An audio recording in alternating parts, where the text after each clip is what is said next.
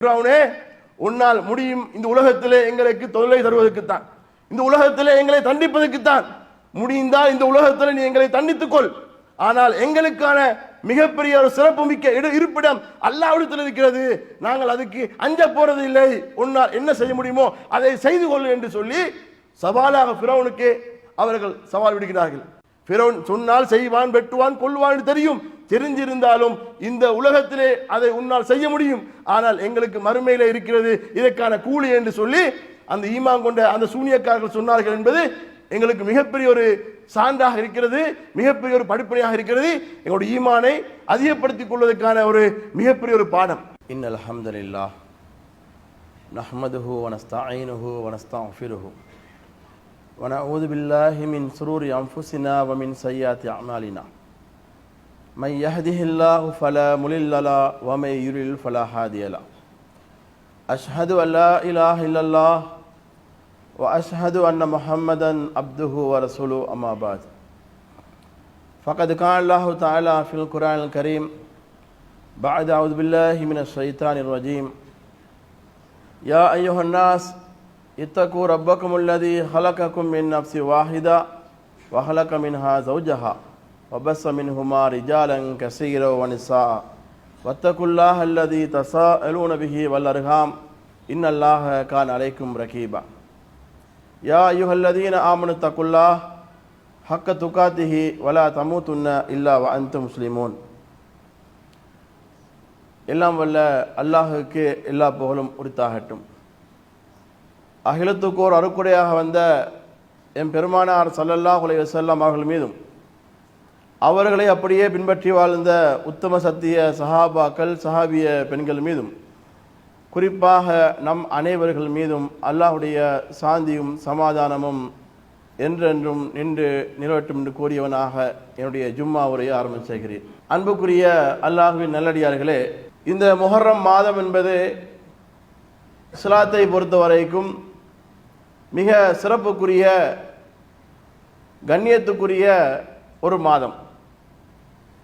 இந்த முஹர்ரம் மாதத்துடைய சிறப்புகளும் ஆசூரா நமக்கு கற்றுத்தரக்கூடிய பாடங்களும் என்கின்ற தலைப்பில் முக்கியமான ஒரு சில விஷயங்களை நாம் அறிந்து கொள்ள இருக்கிறோம்.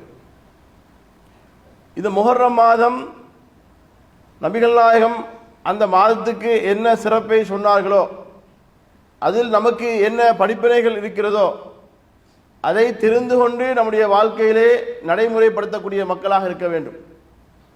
ஆனால் நபிகள் நாயகம் இந்த முஹர்ரத்துக்கு என்ன சிறப்பை சொன்னார்களோ அந்த சிறப்புகள் எல்லாம் இன்றைக்கு மறைக்கப்பட்டு இந்த முஹர்ரத்திலே செய்ய வேண்டிய முக்கியமான அமல்கள் அது இல்லாமல் ஆகி இந்த முஹர்ரம் என்று சொன்னாலே அதுக்கு வேற வியாக்கியானங்கள், வேற காரணங்கள், சிறப்புகள் சொல்லப்பட்டு திசை மாற்றப்பட்டு கொண்டிருக்கக்கூடிய காலநிலையில் நாங்கள் பார்க்கிறோம்.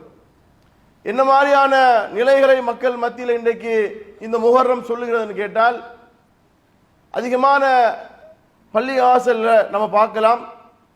பள்ளிவாசல்கள் அலங்கரிக்கப்படுகிறது, வர்ண விளக்குகளால் வர்ணிக்கப்பட்டு அது ஜோடிக்கப்படுகிறது.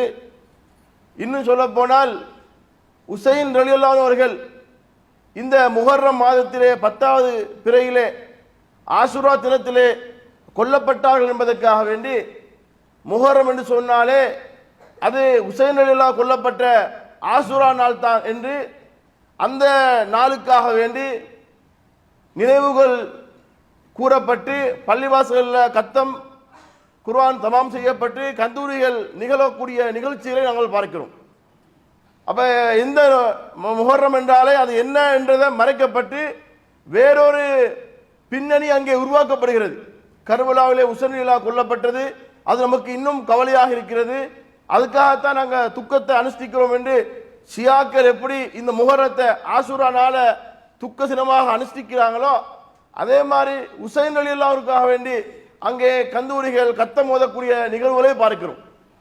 ஆனால் முஹர்ரத்துக்கு என்ன சிறப்பு இருக்கிறது என்றால், அல்லாஹ் திருமறை குர்ஆனிலே சொல்லும் பொழுது அல்லாஹ்வுடைய கணக்கின்படி மாதங்களுடைய எண்ணிக்கை 12. அந்த 12 மாதத்தில் 4 மாதங்கள் அல்லாஹ்விடத்தில் புனிதமானது. துல் கஅதா, துல் ஹஜ், முஹர்ரம், இடையில வரக்கூடிய ரஜப், இது 4 மாதமும் அல்லாஹ்விடத்துல கண்ணியத்துக்குரிய மாதங்கள், சிறப்புக்குரிய மாதங்கள். அதனால அல்லாஹ் தஆலா அதை புனிதமாக்கி இருக்கிறான். அதோடு சேர்த்து ரசூலுல்லாஹ் இந்த மாதத்தை பற்றி சொல்லும் பொழுது ஷஹ்ருல்லா, அல்லாஹ்வுடைய மாதம் என்று இந்த மாதத்துக்கு தனியாக மற்ற மாதங்களுக்கு சொல்லாத ஒரு வர்ணனையை, சிறப்பை, பெயரை இந்த மாதத்துக்கு அல்லாஹ்வுடைய மாதம் என்று சிலாகித்து சொல்லக்கூடிய செய்தியும் பார்க்கிறோம். அல்லாஹ்வுடைய தூதரிடத்தில் கேட்கப்படுகிறது, நோன்புகள்ல எது சிறப்புக்குரியது, எந்த நோன்பு சிறப்புக்குரியது என்று சொல்லும் பொழுது அஃலலு சியாமி பஅத ரமலான் ஷஹ்ருல்லாஹில் முஹர்ரம், ரமலான் மாதத்துக்கு பிறகு நோக்கக்கூடிய நோன்புகள்ல இந்த முஹர்ரம் மாதத்தினுடைய நோன்பு, அல்லாஹ்வுடைய மாதமான முஹர்ரம் மாதத்தினுடைய நோன்பு தான் மிக சிறப்புக்குரியது என்று ரசூலுல்லாஹ் சொல்லக்கூடிய செய்தி புகாரி, முஸ்லிம் போன்ற ஹதீஸ்கள்ல பதிவு செய்யப்பட்டிருக்கிறது. அப்ப இந்த மாதத்துக்கு அல்லாஹ்வுடைய தூதர் வச்ச பெயர் என்னன்னு கேட்டா அல்லாஹ்வுடைய மாதம். அப்ப மற்ற மாதங்கள் அல்லாஹ்வுடைய மாதம் இல்லையா, இந்த முஹர்ரம் மட்டும்தான் அல்லாஹ்வுடைய மாதமா என்ற ஒரு சந்தேகம் நமக்கு வரும். மற்ற மாதங்களும் அல்லாஹ்வுடைய மாதங்கள் தான், இந்த 12 மாதங்களும் அல்லாஹ்வுடைய மாதங்கள் தான். ஆனால் இந்த முஹர்ரத்துக்கு என்று அல்லாஹ் தன்னுடைய பெயரை இணைத்து சொல்கிறான்னு சொன்னால் அதுல ஒரு அல்லாஹ்வுடைய சிறப்பு இருக்கிறதுன்னு விளங்க முடியும். பொதுவாக பள்ளிவாசல் என்று சொன்னாவே நம்ம அதை எப்படி சொல்லுவோம், அல்லாஹ்வுடைய இறை இல்லம். பொதுவாக சொன்னா நம்ம வீடு, ஒவ்வொருத்தரும் கட்டிய இருக்கிற வீடுகளை நம்ம வீடுன்னு சொல்லுவோம். பள்ளிவாசல்களை சொல்லும் பொழுது அல்லாஹ்வுடைய இல்லம், அதுக்கு அரபியில சொல்வதாக இருந்தால் பைத்துல்லான்னு, அல்லாஹ்வுடைய வீடு. ஆனா அல்லாஹ்வுடைய இல்லம் என்று பைத்துல்லா என்று சொல்லக்கூடிய பள்ளிவாசல் எது இருக்கு? காபத்துல்லா. காபத்துல்லாக்கு தான் சொல்லுவாங்க பைத்துல்லா. வேற எந்த பள்ளிக்காவது இது பைத்துல்லா பைத்துல்லான்னு சொல்லுவோமா? அதுக்கு மஸ்ஜிது என்று அதுக்கு தனியாக சொல்லுவோம், மஸ்ஜிது. ஆனால் பைத்துல்லா என்று சிறப்பித்து சொல்லக்கூடிய ஒரு பள்ளிவாசலாக இருந்தால் அது காபத்துல்லா. அப்ப காபத்துல்லாவுக்கு என்று தனி சிறப்பு இருக்கிறது, கண்ணியம் இருக்கிறது, நிறைய நன்மைகள் இருக்கிறதுனால அது தனியான ஒரு வட்டத்தில் பைத்துல்லான்னு வைக்கப்படுகிறது. அதே மாதிரி மாதங்கள்ல எல்லாம் அல்லாஹ்வுக்குரியதாக இருந்தாலும் இந்த முஹர்ரத்தில் செய்யக்கூடிய அமல்கள் அது சிறப்புக்குரிய என்ற காரணத்தினால இது அல்லாஹ்வுடைய மாதம் என்று சொல்லப்பட்டிருக்கிறது. இந்த முஹர்ரத்துக்கு முக்கியமான சிறப்பு என்ன கேட்டால் இதுல இருக்கக்கூடிய ஆஷூரா 10வது நாள் தான். முஹர்ரம் என்று சொன்னா அல்லாஹ்வுடைய மாதம் என்று சொன்னாலும் அது சிறப்புக்குரிய நாள் எதுன்னு கேட்டா முஹர்ரம், ஆஷூரா 10வது நாள். இந்த ஆஷூரா 10வது நாள் எதனால சிறப்பாகுது அப்படின்னு கேட்டா ரசூலுல்லாஹ் மக்காவில் இருக்கக்கூடிய காலத்திலேயே என்ன செய்யப்படுது, ஜாஹிலியா காலத்துல குறைஷிகள் இந்த ஆஷூரா தினத்துல நோன்பு பிடிக்கிற வழக்கம் இருந்துச்சு. அவங்க எந்த நோக்கத்துக்காக பிடிச்சாங்கன்னு கேட்டா அவங்க பரம்பரையாக அப்படியே நோன்பு பிடிச்சிட்டு வந்தாங்க. ஆனால் அந்த ஆஷூரா தினத்தில் அவங்களுக்குள்ள ஒரு சிறப்பான விஷயம், காபத்துல்லாவுடைய கிஸ்வா, அதாவது காபத்துல்லாவுக்கு போடக்கூடிய துணி மாற்றப்படுது. ஆஷூரா 10வது நாள் தான். அது காலங்காலமாக ஆஷூரா 10வது நாள், அதாவது முஹர்ரம் 10வது நாள் தான் மாற்றப்பட்டு கொண்டே இருந்தது. இடையில ஒரு காலத்துல ஹஜ்ஜுக்காக வேண்டி மக்கள் வர்றதுனால ஹஜ்ஜுக்காக அந்த ஆடை மாற்றப்பட்டுச்சு. திரும்பவும் அது என்ன செய்யப்படுது, முஹர்ரம் 1வது பிறையில அந்த ஆடை மாற்றப்படுது. ஆஷூரா தினத்தில் மாற்றப்பட்டு வந்த அந்த வழக்கம் இடையில ஹஜ்ஜுடைய காலத்தில் மாற்றப்பட்டு இப்போது முஹர்ரம் 1வது தேதி என்ன செய்யுது, பிறை 1ல அந்த ஆடை மாற்றப்படுது. அதுக்கு கிஸ்வான்னு சொல்லுவாங்க. ஆஷூரா தினத்தில் குறைஷிகள் நோன்பு பிடிச்ச நோக்கம் பரவலாக எல்லோரும் வளமையா பிடிச்சதுனால அவங்க பிடிச்சாங்க. அதுக்குள்ள ஸ்பெஷல்னு கேட்டா அன்னைக்கு காபாவுடைய ஆடை மாற்றப்பட்டுச்சு. அதுக்கு பிறகு ரசூலுல்லாஹ் இதை பார்த்துட்டு சஹாபாக்களுக்கு, மக்காவில் உள்ளவங்களுக்கு சொல்றாங்க, நீங்களும் ஆஷூரா தினத்தை நோன்பு பிடிங்க என்று ஒரு கட்டளை போடுறாங்க.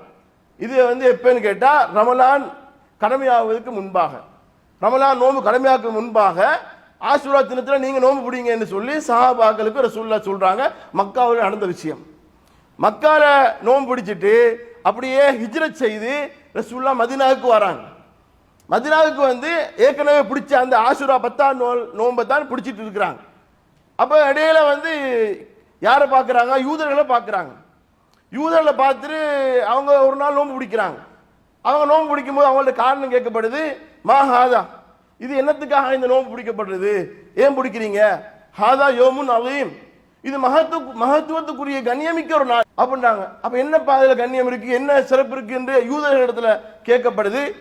அவர்கள் சொல்றாங்க, ஹாதா யோமுன் நஜ்ஜல்லாஹு மூசா, அல்லாஹ் தஆலா மூசா அலைஹிஸ்ஸலாத்தை ஃபிரௌனிடத்திலிருந்து காப்பாற்றிய நாளே, அதற்காக மூசா அலைஹிஸ்ஸலாம் சாம மூசா சுக்ரன் இல்லா, மூசா அலைஹிஸ்ஸலாம் அல்லாஹ்வுக்கு நன்றி செலுத்தி அவங்க நோன்பு பிடிச்சாங்க, அதனால் நாங்கள் நோன்பு பிடிக்கிறோம் என்று யூதர்கள் சொன்னார்கள்.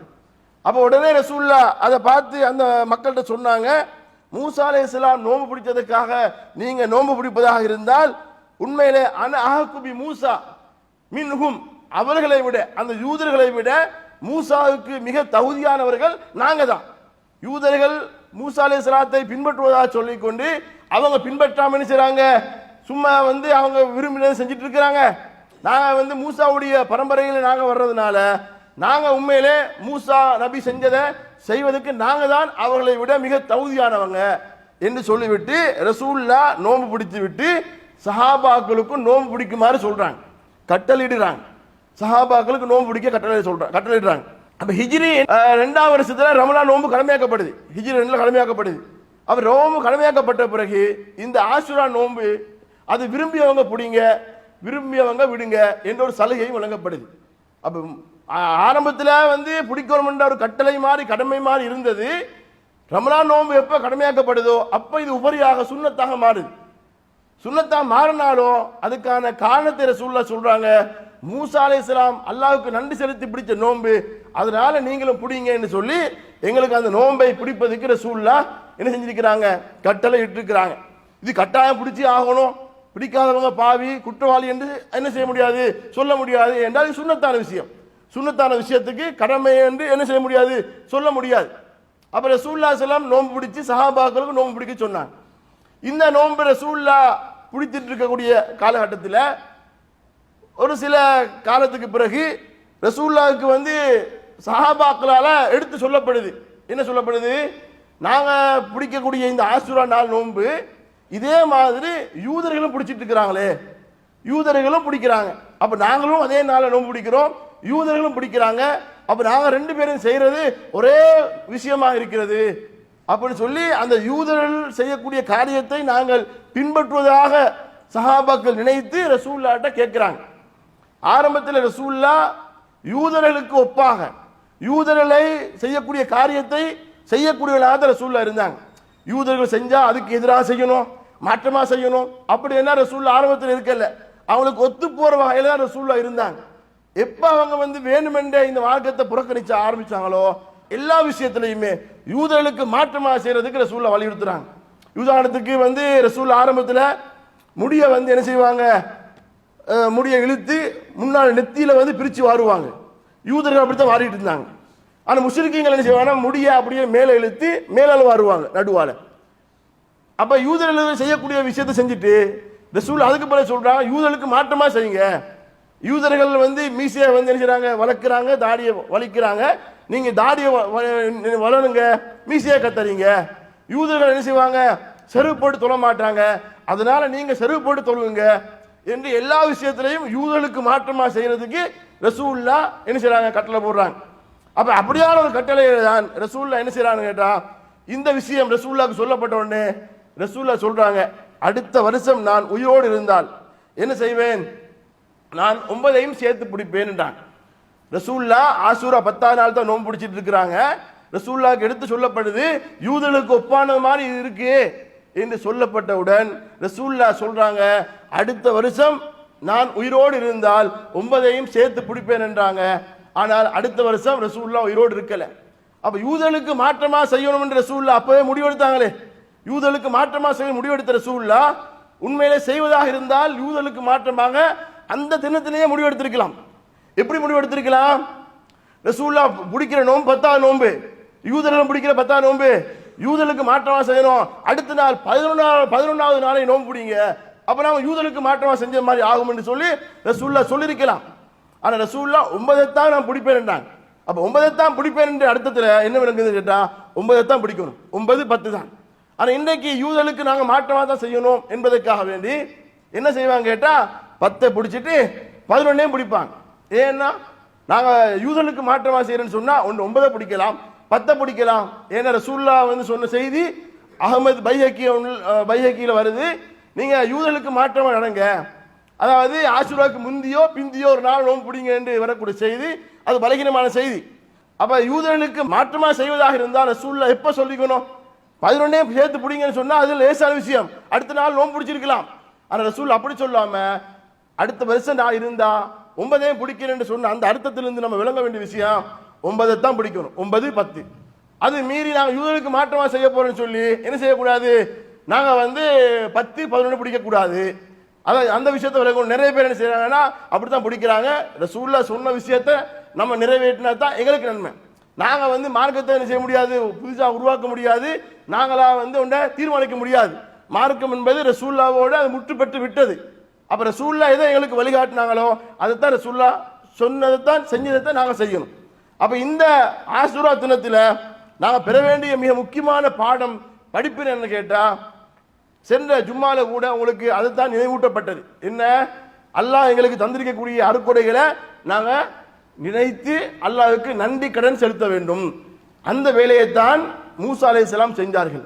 என்ன வேலை செஞ்சார்கள்? மூசா அலைஹிஸ்ஸலாம் அவர்கள் காப்பாற்றப்படுறாங்க ஃபிரௌனிடத்திலிருந்து. அதுக்கு நன்றி செலுத்தி மூசா அலைஹிஸ்ஸலாம் நோன்பு பிடிச்சாங்க. அதே மாதிரிதான் இந்த நன்றி செலுத்துற விஷயம் என்பது எல்லாருடைய வாழ்க்கையிலையும் எப்போதும் இருக்க வேண்டியதுதான். அல்லாஹ் எங்களுக்கு ஏராளமான செல்வங்களை தந்திருப்பான், அருக்குலைகளை தந்திருப்பான், ஒரு நாளும் அதை மறந்து விடக்கூடாது. அல்லாஹ் எதை செஞ்சாலும் சின்ன சின்ன விஷயமா இருந்தாலும் அதை நினைத்து நன்றி செலுத்தக்கூடிய மக்களாக இருந்தால் கண்டிப்பாக அல்லாஹ் நம்மோடு துணை நிற்பான், நமக்கு உதவி செய்வான் என்கின்ற விஷயம் நமக்கு ஞாபகம் ஊட்டப்பட வேண்டிய விஷயம்.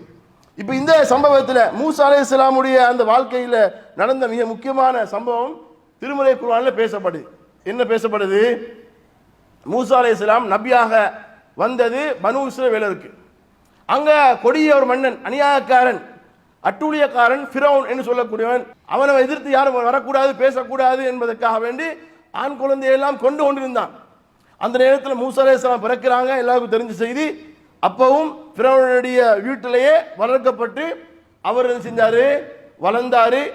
அப்பவும் ஃபிரௌன் மூசா அலைஹிஸ்ஸலாத்தை, அதாவது சின்ன குழந்தையா இருக்கும் பொழுதே கொல்வதற்கு நினைத்ததுதான், ஆம்பளை பிள்ளைலாம் கொல்லணும்னு சொல்லி. ஆனால் அப்போது அல்லாஹ் காப்பாற்றினான், ஃபிரௌனுடைய வீட்டில் வச்சு வளர வச்சான்.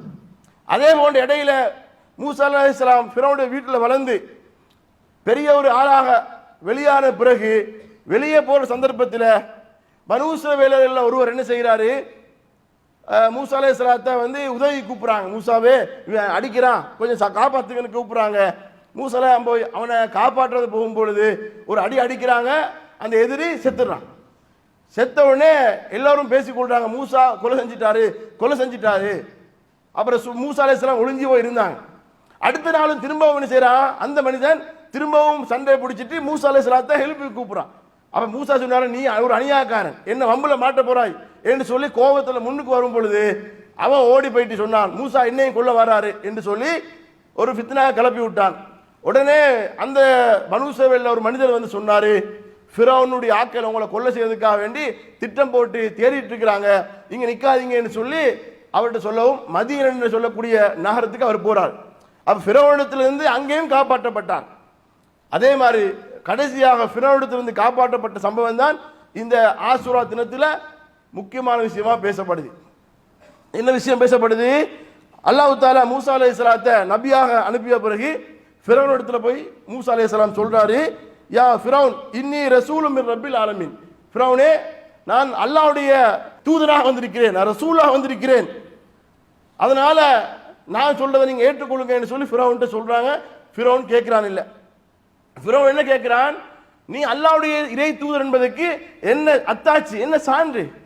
அப்படி கேட்ட உடனே மூசா அலைஹிஸ்ஸலாம் என்ன செய்றாங்க, 2 சான்றுகளை எடுத்து காட்டுறாங்க. ஒன்று கையில் இருக்கிற கைத்தடியை கீழே போடுறாங்க, அது பாம்பாக மாறுது. அதே போன்று தன்னுடைய உள்ளங்கையை எடுத்து அக்குள்ள வச்சு காட்டுறாங்க, அது வெண்மையாக மாறுது. 2 அருட்கொடைகளையும் சொல்லி ஃபிரௌனை என்ன செய்யறாங்க, இஸ்லாத்தை நோக்கி அல்லாஹ்வை நம்ப வேண்டும் என்ற விஷயத்தை நோக்கி அழைக்கும் பொழுது ஃபிரௌன் ஏற்றுக்கொள்ளவில்லை. அந்த நேரத்தில் அல்லாஹ்வை அழைப்பதோடு சேர்த்து மூசா அலைஹிஸ்ஸலாம் செய்து இன்னொரு விஷயம் தான் என்ன கேட்டால், ஃபஅர்சில் மஇ பனி இஸ்ராயில், நீ ஆட்டி படைச்சிட்டு இருக்கிறாயே, அடிமைத்தனமாக வச்சிருக்கிறாயே, இந்த பனு இஸ்ரவேலர்கள் இருக்கிறாங்களே அவங்களை என்னோடு அனுப்பு. நீ கொடுமை பண்ணி அவங்களை அடிமைத்தனமாக வச்சிருக்கிறீங்களே, அந்த பனு இஸ்ரவேலர்களை என்னோடு அனுப்பு என்ற கோரிக்கையையும் அவங்க ஃபிரௌனிடத்தில் சொல்றாங்க. ஃபிரௌன் என்ன செய்யறாங்க கேட்டால், நீ உண்மையிலே அல்லாஹ்வுடைய தூதர் என்று சொல்லி நீ சொல்வதாக இருந்தால் உன்னுடைய சான்றுகளை நீ என்னோட என்ன செஞ்சிரு போட்டியில காட்டு என்று சொல்லி அவங்கள சவாலை கூப்பிடுறாங்க.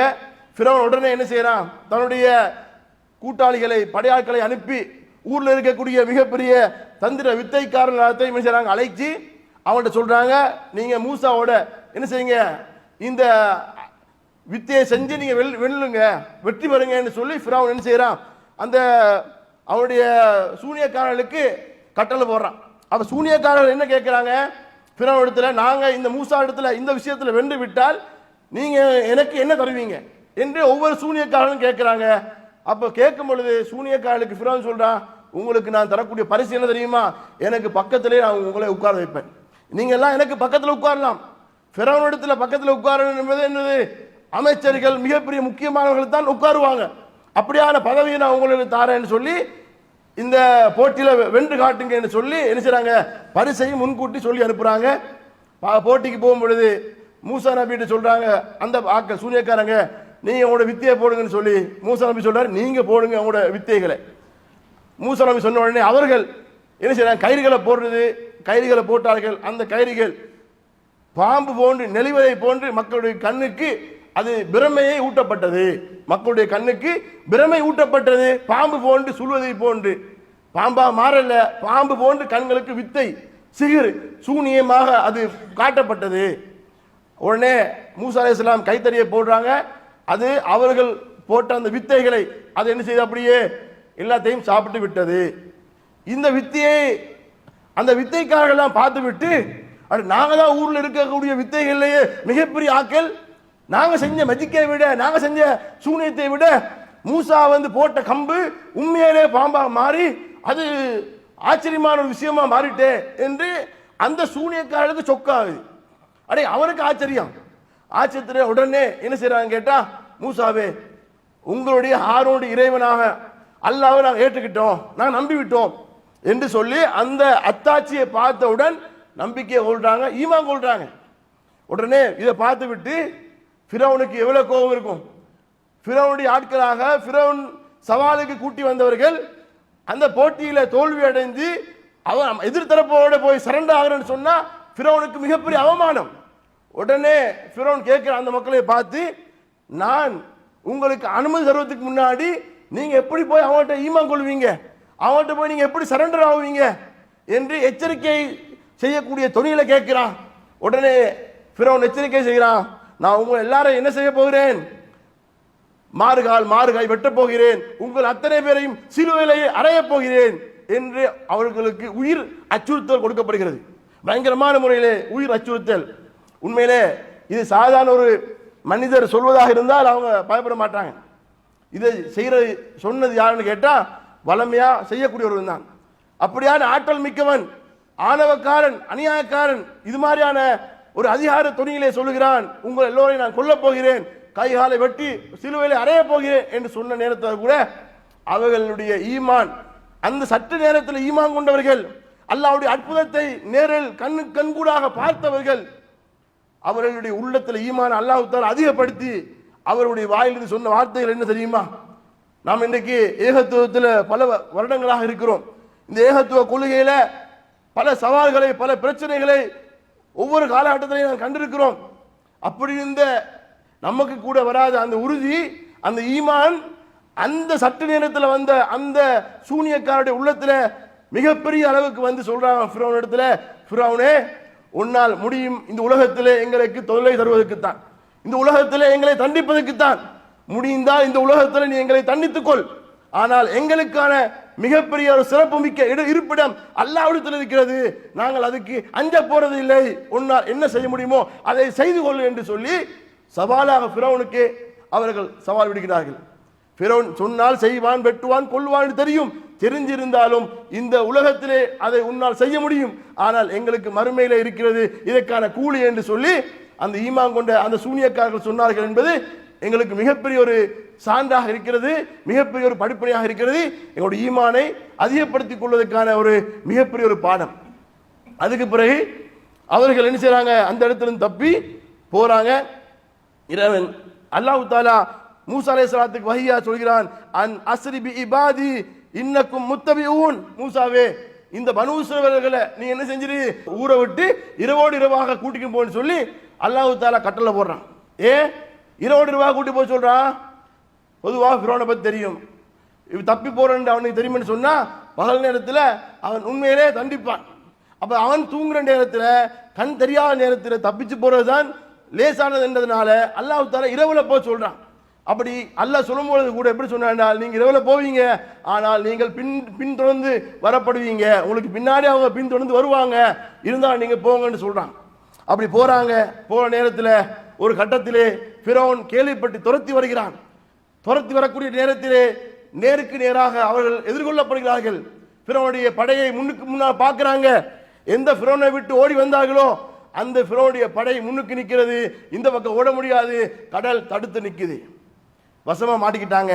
அப்போது அந்த பனூ இஸ்ரவேலர்கள் சமூகம் எல்லாம் சேர்ந்து கொண்டு சொன்னார்கள், இன்னா லமுதுரகூன், யா மூசாவே, மூசாவே நாங்கள் வசமா மாட்டிக்கிட்டோமே, அங்கிட்டு போக முடியாது, இங்கிட்டு போக முடியாது, தப்புறதுக்கு வழியே இல்லையே என்று அந்த பலகீனமான ஈமான் கொண்டவர்கள் அவங்க சொன்னாங்க. ஆனால் அல்லாஹ்வை பற்றி அவ்வளவு ஆற்றலையும் அல்லாஹ்வுடைய அற்புதத்தையும் பார்த்த மூசா நபி இதெல்லாம் பெருசா கணக்கெடுக்கவே இல்லை. இதெல்லாம் பெருசா அவங்க பதறவும் இல்லை, அவங்க அலட்டவும் இல்லை. அவர்கள் கேட்கும் பொழுது அவருக்கு சொன்ன ஒரே வார்த்தை, கல்லா இன்ன மஇ ரப்பி சயஹ்தீன், நிச்சயமாக அவ்வாறு இல்லை, என்னுடைய இறைவன் என்னோடு இருக்கிறான், பயப்படாதீங்க, என்னுடைய இறைவன் என்னோடு இருக்கிறான் என்று சாதாரணமான குரலிலே மெதுவாக சொன்னார்கள். என்னுடைய இறைவன் என்னோடு இருக்கிறான், பயப்பட தேவையில்லை, அவன் எனக்கு சரியான வழியை காட்டுவான். உண்மையிலே மூசா அலைஹிஸ்ஸலாம் இடத்துல இருந்த அந்த ஈமானிய பற்று, உறுதி, தைரியம், அல்லாஹ் மேல் உள்ள தவக்குல், நம்பிக்கை எப்படி இன்றைக்கு நமக்கும் கஷ்டம் வருது, துன்பம் வருது, கவலைகள் வருது, சோர்வுகள் வருது. நம்ம இருந்தாலும் நம்ம என்ன சொல்லுவோம், இருந்தாலும் நம்ம இந்த அளவுக்கு சோதிக்கப்படக்கூடாதுப்பா, நம்ம எவ்வளோ காலம் அல்லாஹ்வுக்காக என்னுடைய வாழ்க்கையை அர்ப்பணிச்சிருக்கிறோம், அல்லாஹ்வுக்காக செஞ்சிருக்கிறோம். ஆனால் இது இருந்தாலும் அல்லாஹ் எங்களுக்கு இப்படியான ஒரு சோதனையை தராமல் இருந்திருக்கலாமே, சோதனை வந்தா கூட அல்லாஹ் தராமல் இருந்திருக்கலாமே அப்படின்னு சொல்லக்கூடிய அளவுக்கு தான் என்னுடைய ஈமான் இருக்கிறது. ஆனால் மூசா அலைஹிஸ்ஸலாம் அவர்கள் என்ன சொன்னார்கள், என்னுடைய இறைவன் என்னோடு இருக்கிறான் என்று அந்த சொன்ன வார்த்தை எங்களுக்கு மிகப்பெரிய வெற்றி. நபிமார்கள் இப்படித்தான், எல்லா நபிமார்களும் கவலைகளையும் கஷ்டத்திலையும் துன்பத்திலையும் சொன்ன வார்த்தையை தான் மூசா நபியும் சொன்னார்கள். இதுதான் நமக்கு மிகப்பெரிய பாடம். அந்த நேரத்தில் அல்லாஹ் தஆலா மூசா நபிக்கு கட்டளை போடுறான், மூசாவே உன்னுடைய கைத்தடியால் கடல்ல அடிப்பீராக. கடல்ல அடிக்கப்படுகிறது, அது இரண்டாக பிளக்கிறது. அப்போது அந்த வழியாக தப்பி போறாங்க. இதை பார்த்துட்டு ஃபிரௌனும் ஃபிரௌனுடைய கூட்டத்தாரும் நாங்களும் அவங்களை விரட்டி போவோம்னு சொல்லி அங்கே விரட்டி போகப்படுது. போற நேரத்தில் மூசாவுடைய கூட்டத்தாரும் கடலை தாண்டி போறாங்க. இவர்கள் ஃபிரௌனும் ஃபிரௌனுடைய கூட்டத்தாரும் கடல் நடுவில் இருக்கும் பொழுது அப்படியே அவர்கள் மூழ்கடிக்கப்படுறாங்க.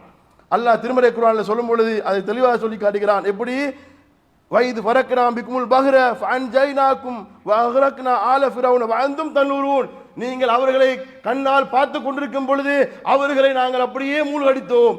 நீங்க அந்த அத்தாட்சியை, அந்த அதிசயத்தை நீங்க கண்ணால் கண்டீங்க, உங்களுக்கு கடல் ரெண்டாக பிளக்கப்பட்டுச்சு, அவங்க தப்பி வரும் பொழுது அவங்க அப்படியே மூழ்கடிக்கப்பட்டது நீங்க உங்களோட கண்ணால பார்த்தீங்க என்று மூசா நபிக்கு அல்லாஹ் தஆலா சொல்லி காட்டுகிறான். இப்ப இந்த சம்பவத்தில் ஃபிரௌன் மூழ்கடிக்கப்படுறானே, ஃபிரௌன் மூழ்கடிக்கப்படக்கூடிய நேரத்தில் ஃபிரௌன் இடத்துல என்ன செய்யுது, அல்லாஹ்வை பற்றி அங்க பயம் வருகிறது. என்ன பயம் வருது, அல்லாஹ்வுக்கு அல்லாஹ் பற்றிய பயமும் இல்லாமல் அல்லாஹ் பற்றி நம்பிக்கையும் இல்லாமல் இருந்த ஃபிரௌன், அன ரப்புக்கும் அலா, நான் தான் இறைவன் என்று சொல்லிக் கொண்டிருந்த அந்த ஃபிரௌன் என்ன செஞ்சான், உயிர் பயம் வந்துச்சு, நான் சாக போறேன், நான் மௌத்தா போறேன் என்ற ஒரு பயம் வந்துருச்சு. கடல் என்ன செய்யுது, மூழ்கடிக்கப்படுது. அங்கே அவன் மூழ்கி கடைசி நேரத்தை அடையக்கூடிய நேரத்திலே அப்போது அவன் கேட்கிறான், எப்படி, ஆமன்து அன்னஹு லா இலாஹ இல்லல்லதி ஆமனத் பிஹி பனூ இஸ்ராயீல், பனூ இஸ்ரவேலர்கள் எந்த இறைவனை நம்பினார்களோ அப்படிப்பட்ட அல்லாஹ்வை நான் நம்பிக்கை கொண்டு விட்டேன். வ அன மினல் முஸ்லிமீன், நான் முஸ்லீம் ஆயிட்டேன், ஈமான் பனூ இஸ்ரவேலர்கள் ஈமான் கொண்ட அந்த அல்லாஹ்வை நான் நம்பி விட்டேன் என்று சொல்லி, நான் தான் இறைவன் என்று சொன்ன அந்த வாயினால், அந்த நாவினால் இறைவன் பேச வைத்தான். அங்கே ஃபிரௌன் அப்படியே மூழ்கடிக்கப்பட்டான். ஏன், அல்லாஹ் தஆலா அதை மன்னிப்பவனாக இல்லை, அவன் செய்த அட்டூழியத்தை.